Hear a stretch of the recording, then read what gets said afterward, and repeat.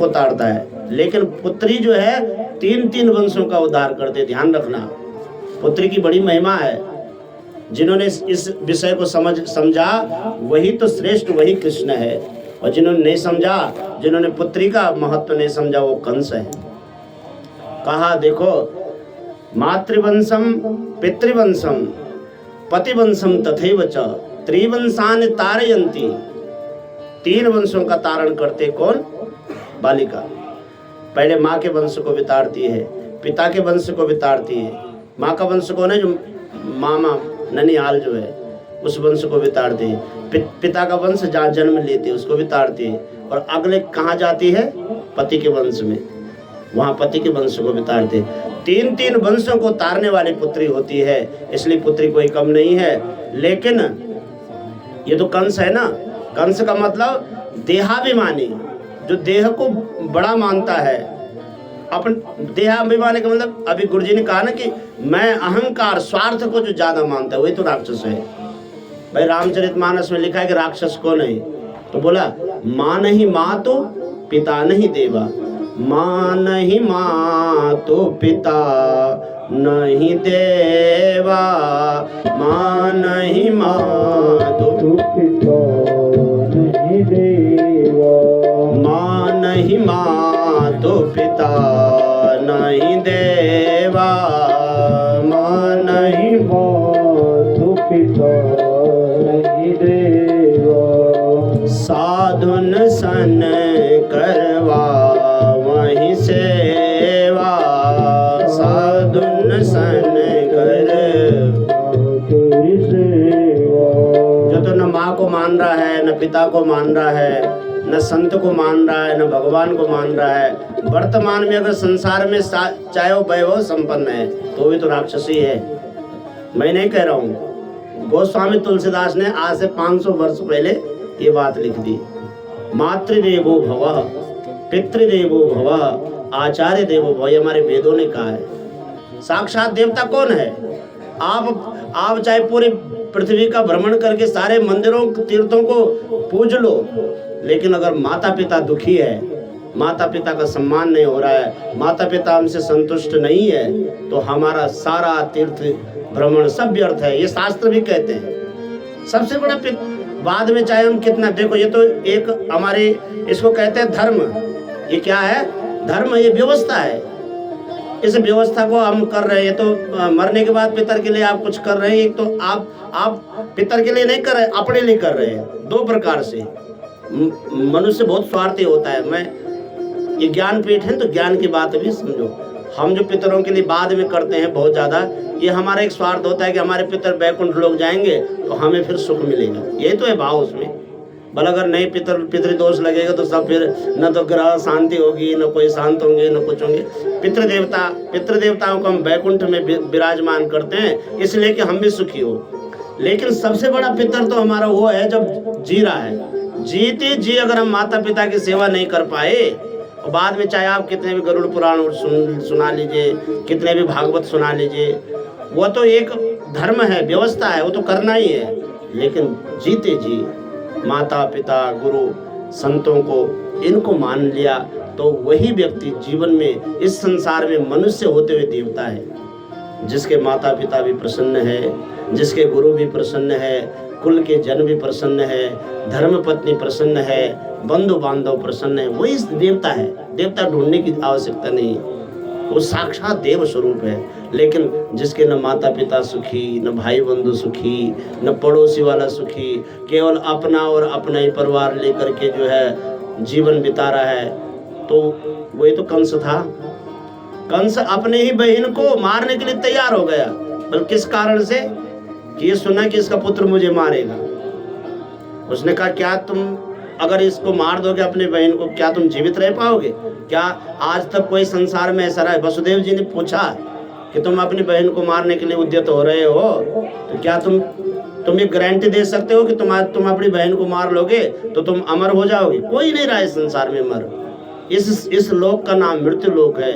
जो यहाँ आया है, चाहे ज्ञानी हो, राजा हो, रंक हो, भिखारी हो, सब ने एक दिन संसार से, ये तो यात्रा है।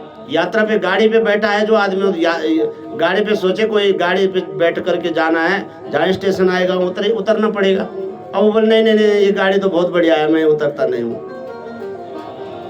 टिकट पूरा हो गया और गाड़ी अच्छी है और आपका मन लग गया उस गाड़ी में, और मैं इस गाड़ी से नहीं उतरता हूँ। तो उतारने वाला फिर जबरदस्ती बोलेगा अरे भाई तेरा स्टेशन आ गया, उतरेगा नहीं तो फिर तेरे को वापस आने के लिए फिर गाड़ी पकड़नी पड़ेगी।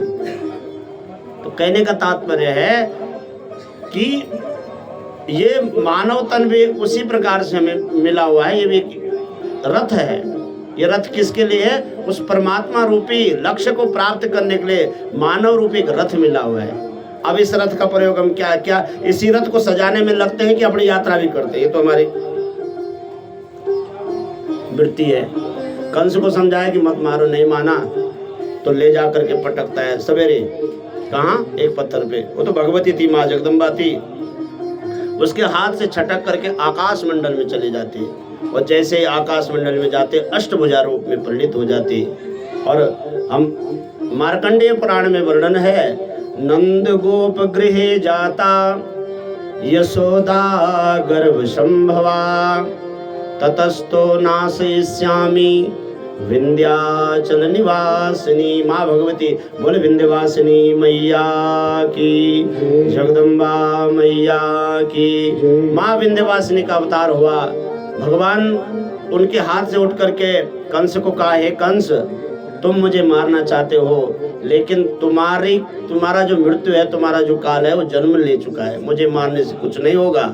भगवती ने सूचना दे दी, और सूचना देख करके आकाश मंडल से अंतर्धान हुई, भगवान से मुलाकात हुई। बोले प्रभु मैं कहाँ जाऊं?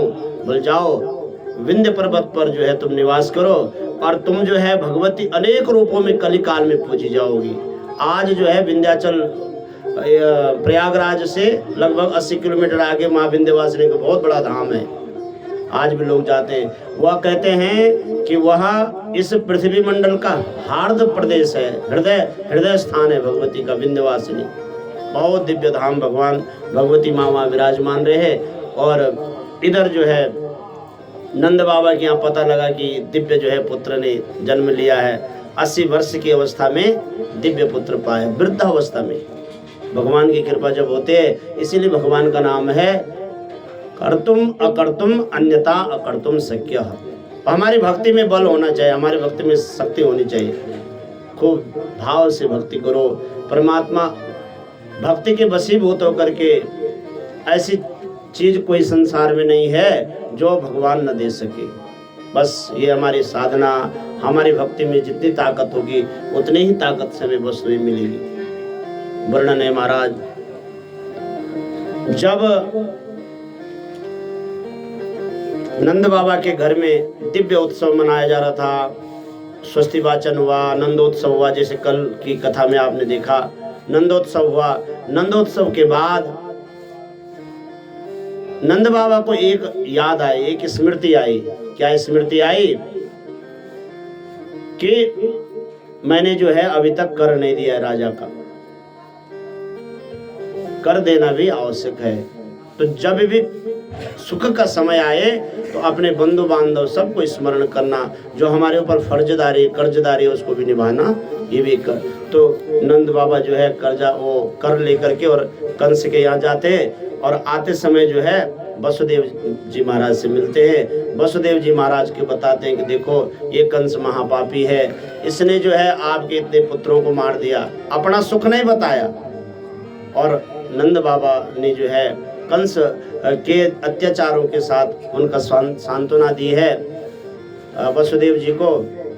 वसुदेव जी ने कहा कि नहीं नहीं भाई, मेरा पुत्र नहीं हुआ तो तुम्हारा पुत्र तो हो गया, मुझे यही प्रसन्नता है। तुम्हारे यहाँ जो पुत्र है वो कभी न कभी मेरे भी वो काम आ जाएगा। देखो सत्य हुई बात। और एक दूसरे के दुख को दुख बांटने लग गए, और एक दूसरे के सुख में सुख। इसी का नाम है रिश्तेदारी, इसी का नाम है मित्रता। जो मित्र के दुख को अपना दुख समझे, मित्र के सुख को अपना सुख समझे, वही हमारा सच्चा मित्र है। ये भाव करके अब लौट रहे थे। ये तो वहां गए हैं, इधर कंस को चिंता हुई। कंस को क्या चिंता हुई कि उस भगवती ने कहा है, अष्टभुजा ने, कि तुम्हारा काल कहीं जन्म ले चुका है। तो उसने तुरंत तत्काल में अपने एक अपने मंत्रिमंडल को बुलाया। उसके मंत्रिमंडल में कौन है? चाणूर है, दंतवक्त्र है, अघासुर है, बकासुर है, ऐसे सारे राक्षसों को बुलाया। बोला, उस अष्टभुजा देवी ने बताया कि मेरा काल कहीं जन्म ले चुका है, अब आप लोग बताएं क्या किया जाए। तो उसमें जो जैसा जिसका विचार होता है, एक ने कहा कि आज से 10 दिन के अंदर जितने बच्चों ने जन्म लिया सबको मार डालो, एक ही उपाय है। तो कंस ने कहा कहाँ मारे, ये तो बताया नहीं उसने कि फलाने, अगर ये होता कि गोकुल में है, मथुरा में है, कहीं ऐसा स्थान तो बताया नहीं, कितने बच्चों को तो मारे। तब तक उसमें बकासुर नाम का एक राक्षस था जो बक के वेश में रहता। उसने कहा कि मेरी एक बहन है, उसका नाम है पूतना। पूतना वो जो है छोटे छोटे बच्चों को दूध में जहर पिला करके मार सकती है, उसके पास ऐसी कला है।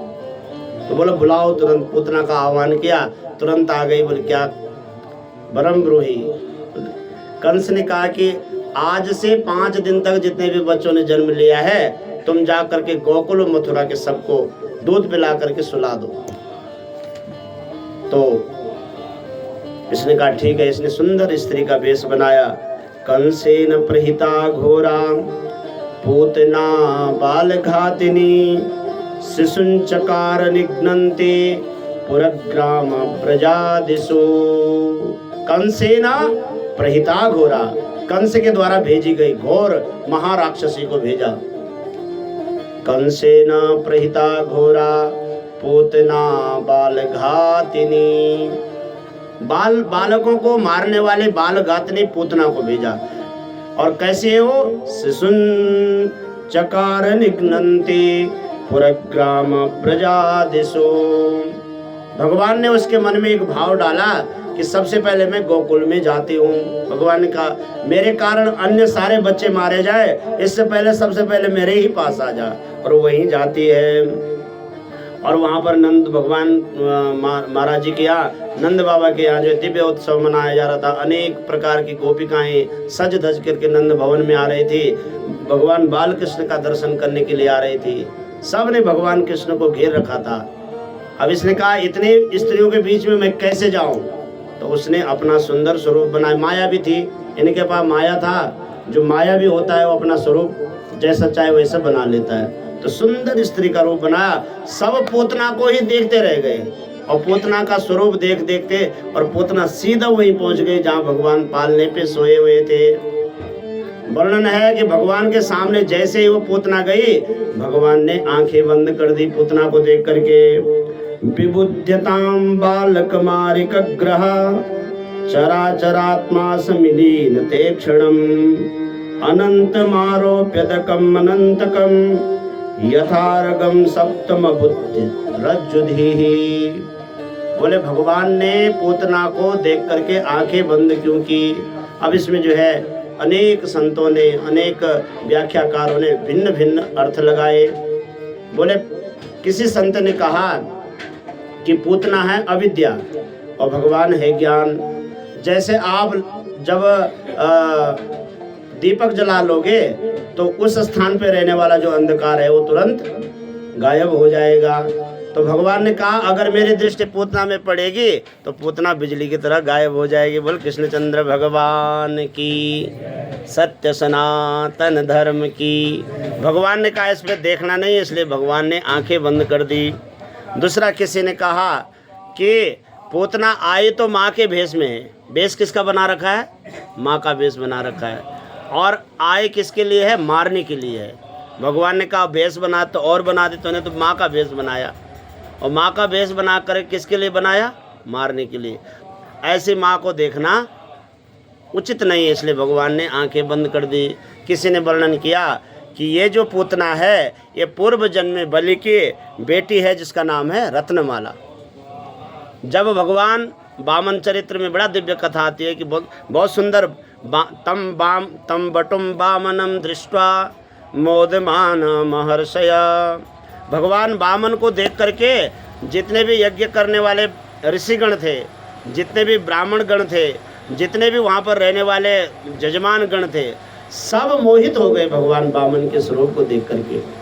तम बटुम वामनम दृष्ट्वा मोदमाना महर्षय, आनंदित हो गई, कहा कितना सुंदर बालक है। वही ये रत्नमाला भी थी। रत्नमाला ने उसी समय प्रण किया परमात्मा से कि हे प्रभु, अगर ऐसा पुत्र मेरा होता तो मैं इसे दूध पिलाती, इतना सुंदर बालक है। भगवान तो वामन रूप थे, 52 अंगुल के थे, छत्र धारण किए हुए थे, मांगने के लिए जा रहे थे। लेकिन उसने कहा, रत्नमाला ने, कि अगर ऐसा पुत्र मेरा होता तो मैं उसे दूध पिलाती। वर्णन है, भगवान ने कहा तथास्तु। किसने कहा? किस भगवान ने कहा?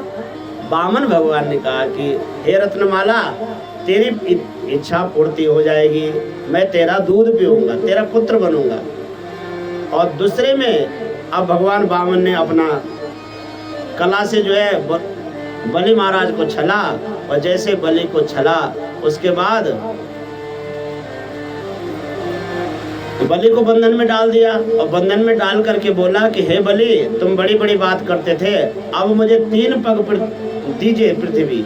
तो एक पग में भगवान ने ऊपर के लोक नाप पे, एक पग में नीचे के लोक नाप पे, और तीसरा पग जो है अब कहाँ रखो बताओ।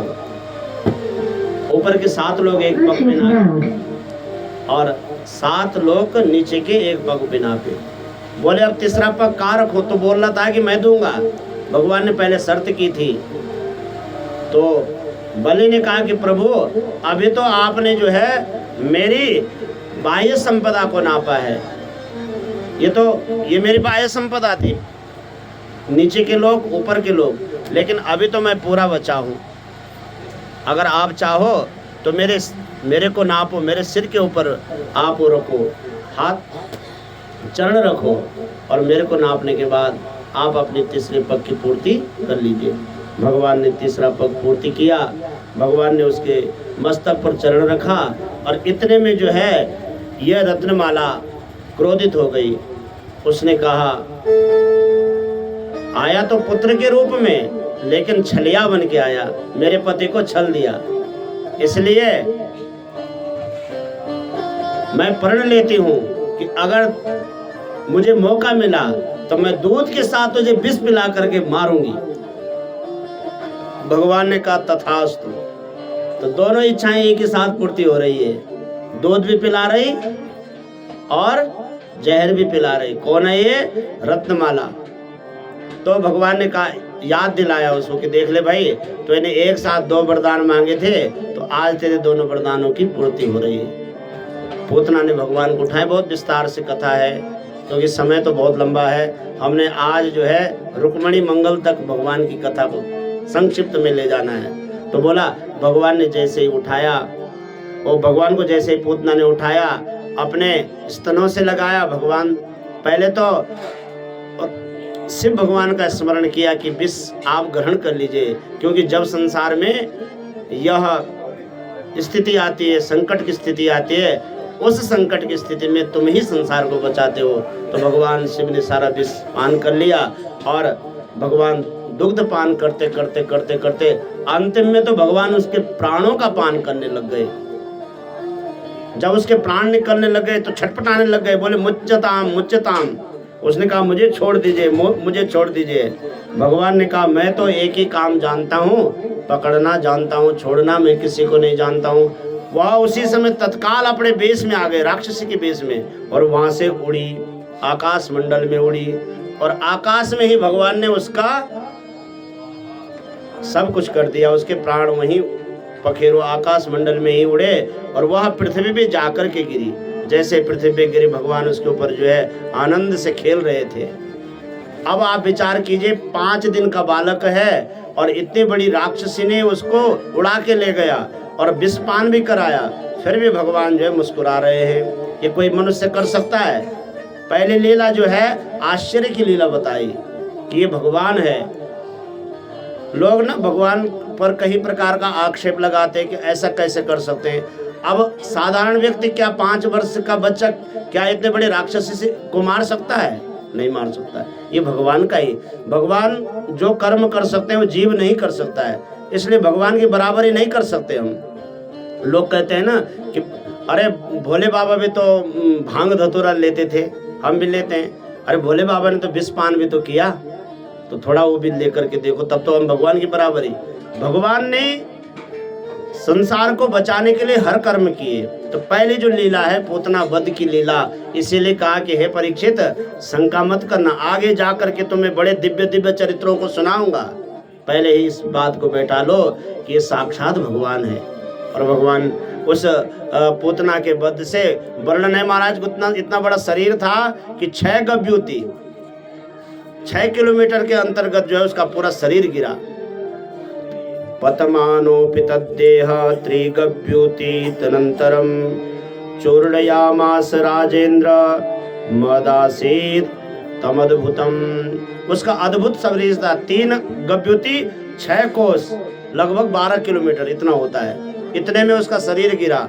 अब नंद बाबा वापस आ रहे थे, इधर गोकुल वाले चिल्लाने लगे, कृष्ण को ले गए, कृष्ण को ले गए, बचाओ बचाओ बचाओ। सबने देखा कृष्ण जो है किसी जैसे पर्वत के ऊपर खेल रहा है, वैसे उसके शरीर के ऊपर खेल रहे थे। सबने जो है सीढ़ी लगा करके सबसे पहले भगवान को उसके शरीर से उतारा, यशोदा मैया के पास दिया। यशोदा मैया तो बड़ी भाग्यवान है रे, इतना बड़ा संकट तेरे ऊपर आया फिर भी तुम्हारा बालक बच गया। माता यशोदा ने अपना बालक लिया। उधर से नंद बाबा आ रहे थे। तो वर्णन है कि इस पूतना के शरीर के कई भाग बना करके जलाए तो उसके शरीर से एकदम बहुत सुंदर सुगंध निकलने लग गई। भला ऐसा कैसे हुआ? ये तो राक्षसी थी। कई भागों में उसको जलाया, कई चिताएं लगाई, भागवत में वर्णन है। और उसके शरीर से इतनी सुगंध निकली। बोला ऐसा कैसे हुआ? बोले भगवान ने उसके दूध के पान के साथ उसके सारे विकारों को, उसके जन्म जन्मांतर के क्लेशों को सबको नष्ट कर दिया, उसको शुद्ध कर दिया। उसको अपने ही माँ का जो पद था, जो यशोदा माँ को पद देना था, जो देवकी माँ को पद देना था, पहले ही पुत्रा को वो पद दे दिया। क्योंकि पिता का भी वहाँ, बलि का भी वहाँ महान धर्म था। ये भी माँ के रूप में आई थी, इसीलिए भगवान का स्वभाव का वर्णन है इसमें। पूतना के वध में भगवान के स्वभाव को बताया कि भगवान हमारा स्वरूप नहीं देखते, भगवान हमारा मन देखते, हमारा हृदय देखते हैं। और भगवान इसीलिए महान है। अहो बकीयम स्तन काल कूटम जिघांसयाप्याय यदाप्य साध्वी लेभे गतिम धातृच्यताम ततोन्यम कम वा दयालु शरणम ब्रजेमा। बोले जो पूतना के इस उद्धार की कथा को सुनकर के भगवान के स्वभाव को समझ ले, वह भगवान की शरणागति को अपना लेता है। यही श्लोक सुखदेव जी महाराज को पहलादि ऋषियों ने सुनाया था। सूत जी ने, वैशंपायन ने यही श्लोक जंगल में सुनाया था। निर्गुणता में रमे हुए थे कौन? सुखदेव जी महाराज। और जब ये श्लोक सुना तो इस श्लोक में भगवान के स्वभाव का वर्णन है कि भगवान का स्वभाव कैसा है। जो पूतना भगवान को मारने के लिए, विष पान कराने के लिए आए थे, उस पूतना को भी भगवान ने कौन सी गति दी? धातृचिताम ततोन्यः। जो माता को गति दी वही गति जो है इस पूतना को प्रदान की। ऐसे भगवान दयालु है। ऐसे भगवान का यह दिव्य चरित्र को प्रणाम करते हुए आगे जो है अब भगवान का सकट भंजन का एक दिन माता यशोदा भगवान को, सारे गोप गोपिकाएं जब जन्मोत्सव मनाया जाता है या नामांकन संस्कार मनाया जाता है, उस दिन के अवसर पर माँ ने जो है कृष्ण भगवान को एक गाड़ी के नीचे रख दिया।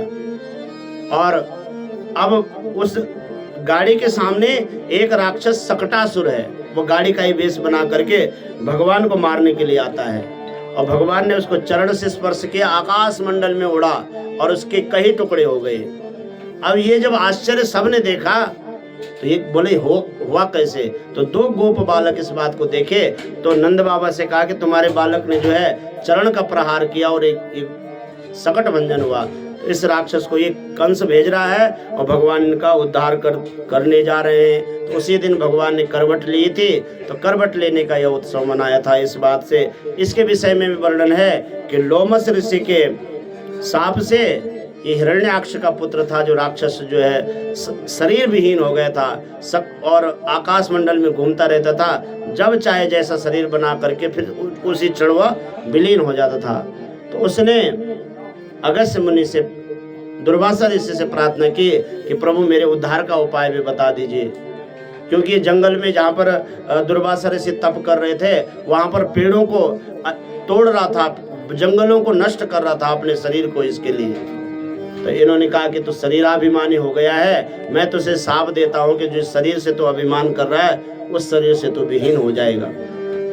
वर्णन है महाराज कि जब इसने दुर्वासा ऋषि से प्रार्थना की, दुर्वासा ऋषि ने कहा चिंता मत कर, द्वापर में जब भगवान कृष्ण का जन्म होगा, कृष्ण के चरण के स्पर्श से तेरा उद्धार होगा। इसका भी उद्धार हुआ।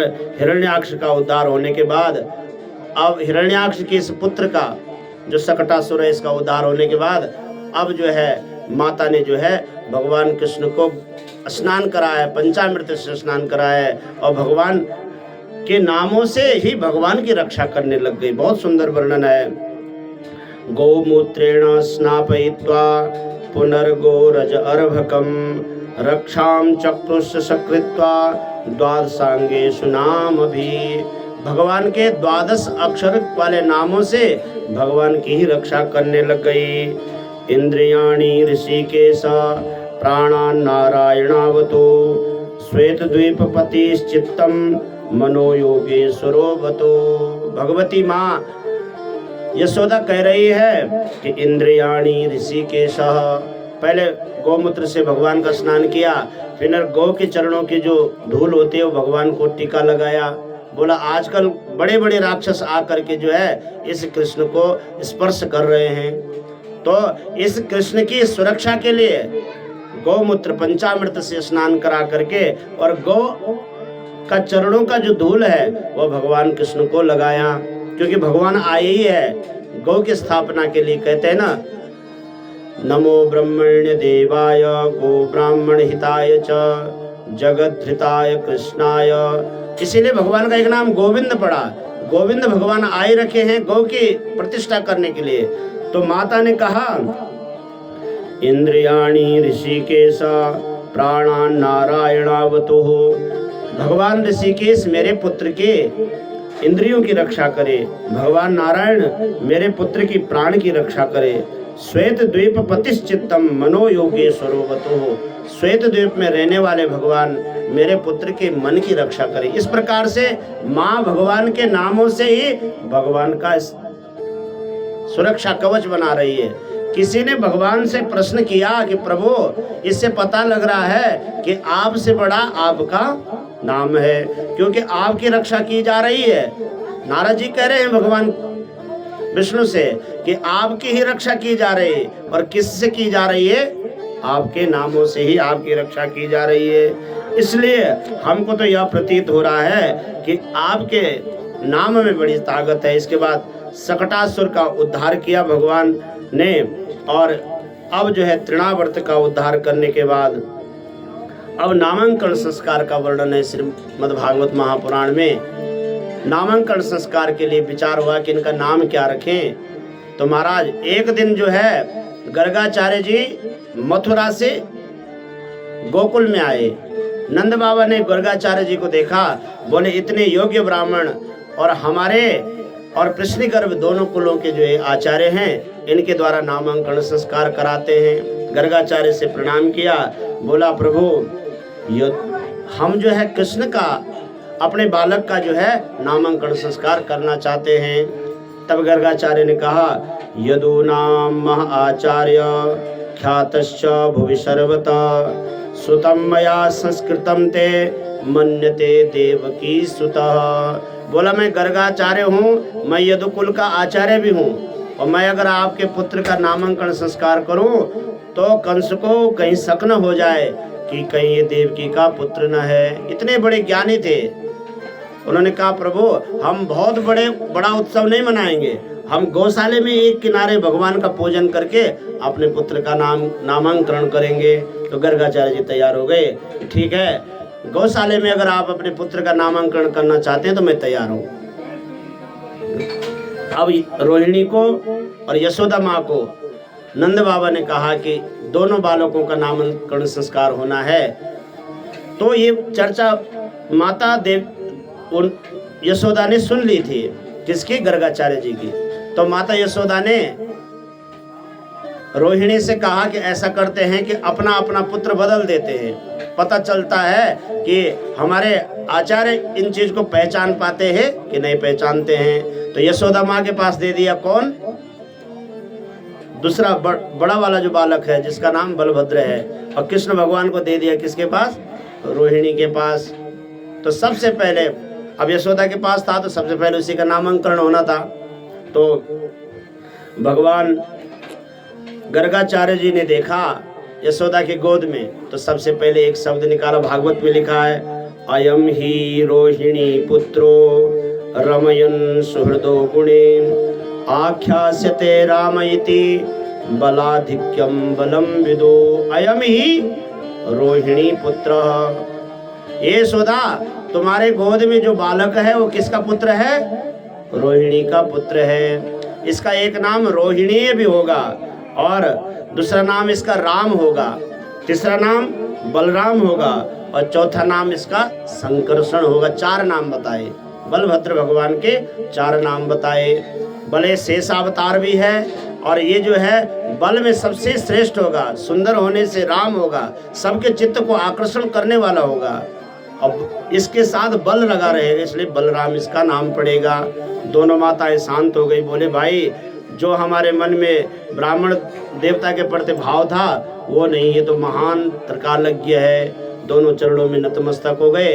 और जब रोहिणी माता के गोद में भगवान कृष्ण का स्वरूप देखा तो गर्गाचार्य की समाधि लग गई। उन्होंने कहा धन्य है माता, तेरे गोद में जो बैठा हुआ वो साधारण नहीं है, ये तो साक्षात त्रिलोकीनाथ है। आसन वर्णास्त्रयो ह्यस्य गृह्णतोऽनुगतं तनुः शुक्लो रक्तस्तथा पीता इदानीं कृष्णतां गतः।